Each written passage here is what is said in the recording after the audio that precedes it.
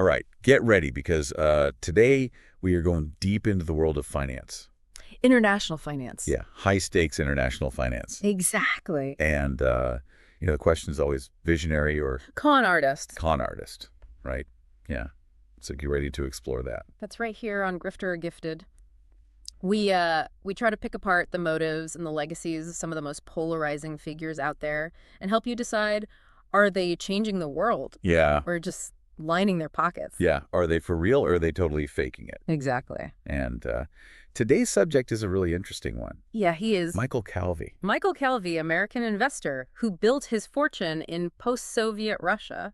Oh, yeah. And that is That's a whole different world. yeah. When we say post-Soviet Russia, what do we really mean? I mean, we're talking about like the wild west of capitalism. We're talking about oligarchs and rapid privatization, just a scramble for power and wealth. Yeah, a lot of people got very rich very quickly back then. Yeah. So how did Calvey get involved in all of this? Well, he dove in headfirst in the early 90s. Okay. He co-founded this private equity firm called Baring Vostok, which was laser focused on Russia and the former Soviet republics. Wow. And this wasn't just like playing the stock market. He was on the ground building businesses Yeah. in one of the most volatile economies on the planet. That is high risk, high reward. High risk, high reward. I'm guessing the rewards were pretty high. Oh, yeah. Baring Vostok had a pretty incredible track record. Wow. They invested in companies that would become absolute giants. Let's not check Yandex, it. which is basically Russia's Google, Oh, wow. and Ozon, which is their version of Amazon. Okay. These were massive bets that paid off big time and made Calvey one of the most prominent foreign investors in Russia. Yeah, it sounds like he was really good at this, at identifying those opportunities Yeah, it sounds like a real, that other people maybe didn't see. like a real nose for, where the money was going to be. Yeah.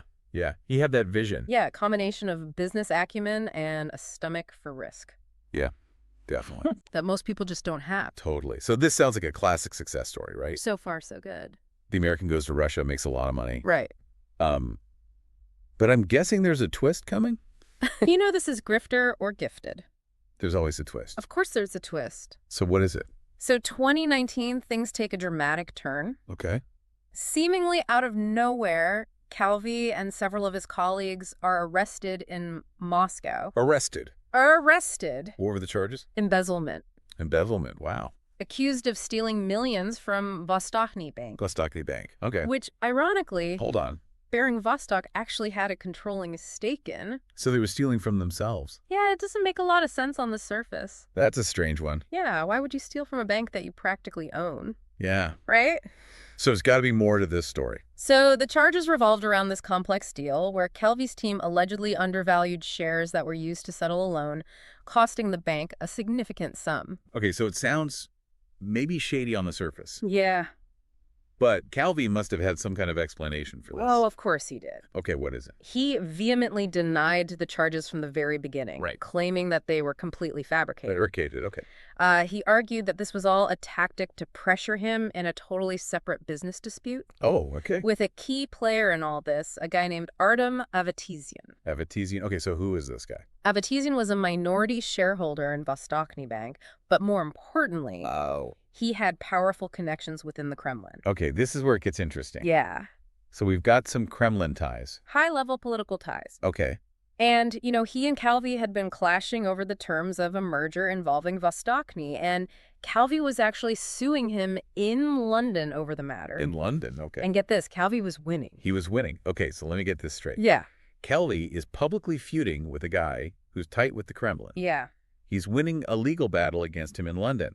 Uh-huh. And then, boom, he gets arrested in Moscow on these embezzlement charges. Yeah. And to make things even more intriguing, the London court ruled against Avatizian just weeks after Calvey's arrest in Moscow. Oh, wow. You talk about bad timing. That is either really bad timing or really good timing. Yeah. If he had anything to do with it. Right. It's like suddenly this doesn't look like just a regular business dispute anymore. It looks like a power play. Right. It's a classic he said, she said situation. Yeah. But with incredibly high stakes. Yeah. The timing definitely raises serious questions about the motives behind those Russian charges. Yeah, was this a legitimate case, or was this a way to silence Calvey and to sort of like neutralize his legal challenge against this guy with powerful connections. Right. Suddenly it's not about money anymore. It's about power and influence and maybe even personal vendettas. Yeah, and Fabia's right. He kind of stumbled into a very, very dangerous game. A very dangerous game. And this wasn't just a corporate spat either. This thing escalated into a full-blown geopolitical incident. Oh, yeah. The U.S. government definitely took notice. I bet they did. Having a high-profile American investor detained in Russia under those circumstances, I can't imagine that went over very well. No, they were not happy about it. Both the Trump and Biden administrations publicly condemned Calvey's arrest. Okay. They called it a commercial dispute that shouldn't be treated as a criminal matter. Right. And argued that, this whole thing was damaging U.S.-Russia relations and scaring off foreign investment. Which, let's be honest, probably true. I mean, who wants to invest in a country where you could just end up in jail? Yeah. For crossing the wrong oligarch or something. Exactly. It definitely sent a chilling message to the international business community. Yeah, so with all this pressure mounting, what happened next? Did the Russian authorities back down? Well, that's the million-dollar question. What was the outcome of all this? Did Calvey end up serving time? Yeah, what happened? Give us the resolution. Well, after spending a considerable amount of time under house arrest in Moscow, a court finally delivered its verdict in 2021. Calvey was found. Guilty or not guilty? Guilty Calvey was convicted of embezzlement, however. Or there's always a however. However, he received a suspended sentence, no jail time. Wait, so he was found guilty, but he didn't go to prison. That's right. That's a little confusing. What was the reaction to this verdict? It was mixed. Some people saw it as a win for Calvey. Okay. Like a way for the Russian authorities to kind of save face under international pressure without actually having to release him entirely. So a bit of a compromise? Yeah, a compromise. Others, though, viewed it as a much more chilling message. Okay. That even if you're innocent, even if you win in international courts, you can still be found guilty in Russia if you cross the wrong people. So even with the suspended sentence, it still kind of felt like a warning shot to anybody doing business over there. Absolutely. So that brings us back to our central question. Yeah. Grifter or gifted, where do you stand on Michael Calvey at this point? It's a tough one. Yeah. I mean, on the one hand, you've got this incredibly successful investor who helped to build the new Russian economy. Right. Someone who clearly had a sharp mind for business. Right. But then you've got these kind of murky dealings, the questionable arrest, the conviction. It's hard to reconcile the two sides of the story. And that's the complexity of this case. Yeah. He doesn't fit neatly into either category. He's not some slick-talking snake oil salesman. Right.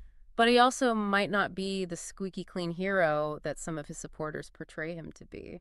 So we're in that gray area. We're in the gray area. Which, let's face it, a lot of these grifters or gifted discussions end up in the gray area. Yeah, that's right.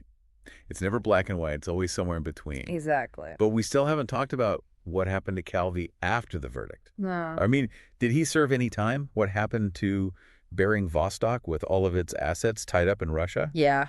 Give us some resolution. We'll get to that. Okay. But first, we need to take a quick break. All right, we'll be right back with more on Michael Calvey, the American investor who made and nearly lost a fortune in post-Soviet Russia. Stay with us. So after the verdict, what happened? I mean, did Calvey serve any time what became of Baring Vostok with all its assets tied up in Russia? Well, he avoided jail time with that suspended sentence, but he was subject to a lot of restrictions. He couldn't leave. Russia had to check in with authorities regularly, basically living under a cloud of legal uncertainty. That's got to be stressful, especially given, how volatile Russian politics can be. Oh, absolutely. It adds another layer to our grifter or gifted assessment. If Calvey was purely a self-serving grifter, right, wouldn't he have just cut his losses and disappeared after the verdict? Yeah, especially even if it meant leaving his colleagues behind. I mean, con artists aren't exactly known for their loyalty. Exactly. So what did he do? Yeah. He stayed. He stayed. He stayed in Russia, continued fighting to clear his name, and importantly, supported his colleagues who were also caught up in the case. Wow. So even if his methods were maybe questionable, there's a sign of integrity there. What about Baring Vostok and all those assets in Russia? Well, the saga continued in mid-2022, and remember, this is after Russia invaded Ukraine. Right. Baring Vostok's investors approved a restructuring plan. Okay. Basically, they separated the Russian investments from the rest of the portfolio. Kind of like a corporate divorce. Precisely. The former Russian managers formed a new company called Vostok Investments, and they purchased those assets. Okay. The international assets remained under a new entity called Baring Ventures with Michael Calvey as the chairman. Hold on. Didn't you say that he was convicted in Russia? I did? That doesn't seem like the ideal leader for a new venture. Right.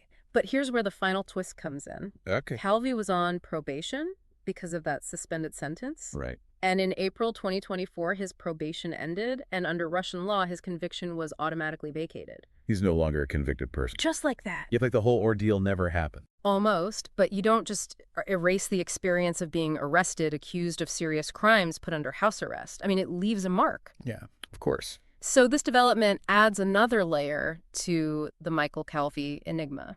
Yeah. Does it change your perception of him at all? It's tough to say. I mean, he's a brilliant businessman who achieved success in a really challenging environment. Right. But there's still those questions lingering about his dealings in Russia, his relationships with these powerful figures, and the motivations behind his arrest and conviction. And that's the core of grifter or gifted, right? Right. We lay out the information so you can decide, is Michael Calvey a visionary who got caught in a web of political intrigue, or was he playing a more cunning game all along? Was justice served, or did the powerful prevail? It's not black and white. Maybe he's a bit of both, a brilliant opportunist who knew how to play the game, but also someone who ultimately became a victim of that very system. And it raises the question, if you were in Calvey's shoes back in the early 90s, seeing the potential riches of this new Russia, but also all the risks, the corruption, would you have taken that gamble?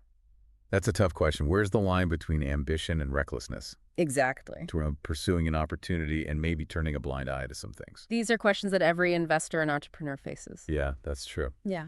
So where do we land on Michael Calvey, grifter or gifted? Is there even a clear answer? I think that's the beauty of the show. And of this case in particular, we're not here to give you a simple answer, We've laid out the facts, the different perspectives, the complexities. Now it's up to you to decide. Did Calvey get caught up in a system that was kind of rigged against him from the start? Or was he playing a deeper game all along? Was he a visionary who pushed the boundaries a bit too far? Or did he cross the line into something more ethically questionable? We've explored his incredible successes, his controversial dealings, his arrest and conviction, his eventual exoneration, and the ultimate fate of Baring Vostok. It's a story full of twists and turns, leaving us with more questions than answers. And that's the point, isn't it? Exactly. It's to make you think, to challenge your assumptions, to consider the nuances of these complex situations. Exactly. So what do you think? Yeah. Where do you land on Michael Calvey? Was he a grifter or gifted? Head over to social media, share your thoughts using #GrifterOrGifted. Yeah. We'd love to keep this conversation going. And remember, the world is full of individuals who just defy easy categorization. So the next time you encounter someone who seems too good to be true, or who has that whiff of controversy around them, remember Michael Calvey's story. Take a deep dive, ask questions, and decide for yourself until next time. Keep questioning, keep exploring, and keep diving deep. Yeah, it really gets to the heart of, what we try to do on Grifter or Gifted. It's like separating those visionaries from the opportunists, right? People who are driven by a genuine desire to, change the world versus those who are just looking to capitalize on any situation, Right. regardless of the cost. Yeah, it's fascinating how this case went from like a business dispute to something with like international political implications. Yeah. And then kind of circled back to this like almost Shakespearean question of like ambition and morality and the price of success. It really does make you think about, here's this guy, Michael Calvey. Yeah. Undeniably brilliant. Yeah. Saw an opportunity that very few people did and built something really remarkable in a very, very challenging environment. Yeah. But were his methods always ethical? Right. Did he cut corners? Did he turn a blind eye to certain things, in his pursuit of those massive returns? Yeah. I mean, these are questions that are tough to answer definitively. And it's not just about Calvey himself either, right? It's about the system that he was operating in. I mean, post-Soviet Russia was a wild place. Yeah. This chaotic mix of opportunity and danger. Right. So how much can we hold like individuals accountable? Right. When the rules of the game were so fluid. Yeah. And the lines between right and wrong were so blurry. That's a great point. It's like trying to judge a poker player's skill based solely on the hand that they were dealt. Yeah. You have to factor in the context of the players at the table, the stakes involved. Yeah. And in this case, the stakes were incredibly high. Billions of dollars we're talking about. Billions of dollars, political influence, potentially even personal safety. Yeah. So where do we land on Michael Calvey? Right. Grifter Or gifted? Is there even a clear answer? I think that's the beauty of this show. Yeah. And of this case in particular. I mean, we're not here to give you a simple answer. Right. We've laid out the facts, the different perspectives, the complexities. Now it's up to you to decide. Did he get caught up in a system that was kind of rigged against him from the start? Or was he playing a deeper game all along? Was he a visionary who pushed the boundaries a bit too far? Or did he cross the line into something more ethically questionable? We've explored his incredible successes, his controversial dealings, his arrest and conviction, his eventual exoneration, Right. and the ultimate fate of Baring Vostok. Right. It's a story full of twists and turns, Yeah. leaving us with more questions than answers. And that's the point. It's to make you think. Yeah. It's to challenge your assumptions, to consider the nuances of these really complex situations. Absolutely. So what do you think? What do you think? Where do you land on Michael Calvey? Was he a grifter or was he gifted? Head over to social media and let us know, share your thoughts using #GrifterGifted. We'd love to keep this conversation going. Absolutely. And remember, the world is full of individuals who just defy easy categorization. So the next time you encounter someone who seems too good to be true or who has that whiff of controversy around them, remember Michael Calvey's story. Yeah. Take a deep dive, ask questions, and decide for yourself. Until next time, keep questioning, keep exploring, and keep diving deep.